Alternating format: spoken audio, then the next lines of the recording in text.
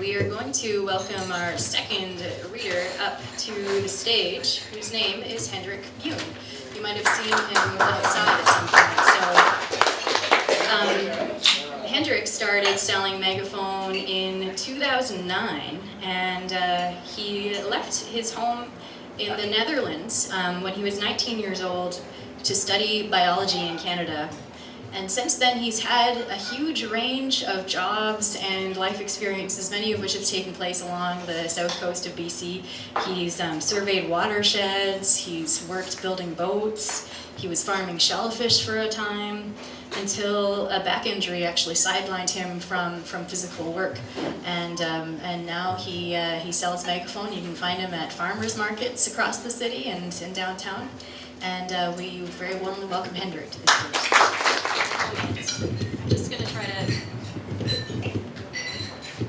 Simulating the wind, you know, like where I lived when I had a shellfish farm.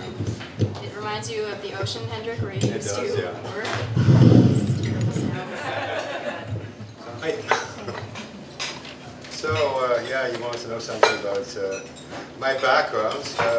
I'm just going to start with my writing. I've always enjoyed writing, but usually with scientific literature, doing reports, that kind of stuff. So it was a real new experience for me to be with a person who writes not exactly novels, but stories that are based on reality, but puts it together in a book, right? And I learned a lot from Mike Christie, really. I found him a very enthusiastic person, really generated a lot of enthusiasm amongst us.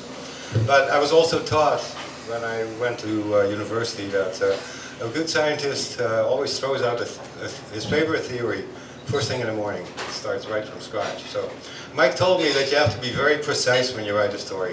The more detailed, the better. And I can certainly see that. It really grabs your attention, and it gives you a description of the scene that you're at, that you're imagining. But on the other hand, I realized that if you're going to be very precise, there's a lot that you can't see, right? So I thought, well, I'm going to try and leave it as open as possible, which got into the second hint that Mike gave us. He likened telling a story to peeling an apple, I guess.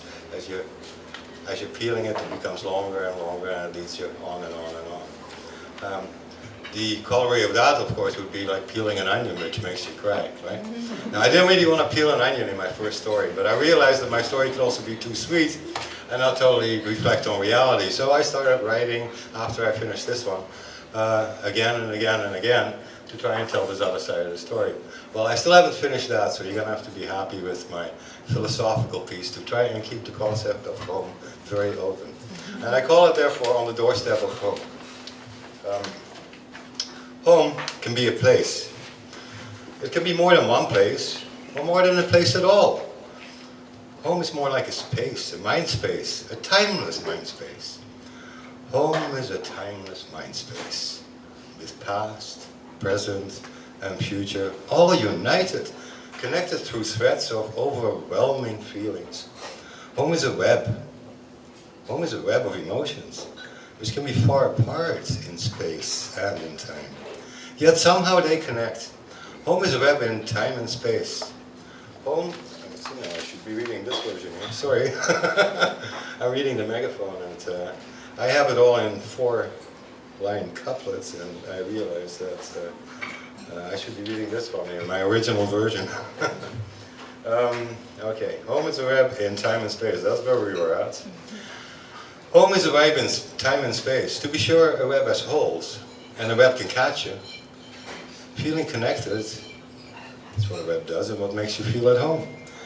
Some of these connections are familiar, like being with a family at home. I need a little plate on here to take care of my P's and T's, Or sit back a little bit further, I guess. Can you still hear me? Yeah. Yep. All right.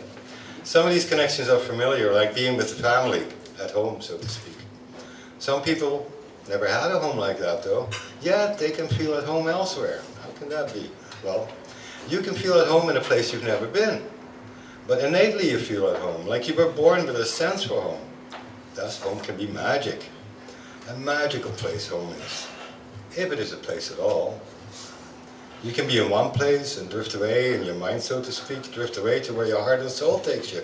So home is heart and soul. Home is innocence, and home is knowledge. The wise, they can feel at home anywhere. The wise, they are enlightened and at one with the Creator, they say. Home is where you feel good. Home is where you make things comfortable for others. Home is where you connect with friends. Or you can be alone and feel united with the universe. All the same as magic. Like love, home is where the heart is, they say. And there's a treasure in that little gem of wisdom. And it can be found anywhere if you just take the time. And I wrote a little epilogue. I wrote this in half an hour after milling it around in my head for a couple of days. That's usually how I write. All of a sudden I'm ready to write, and I write. And then, like I walk around and let things go through my head. It's like I remember the whole thing. And I can feel the gaps where I still need to do a little bit of shaving or something like that. And in the end I came up with an epilogue. Like if I really don't have the time to read the whole poem, I'll just read this one here.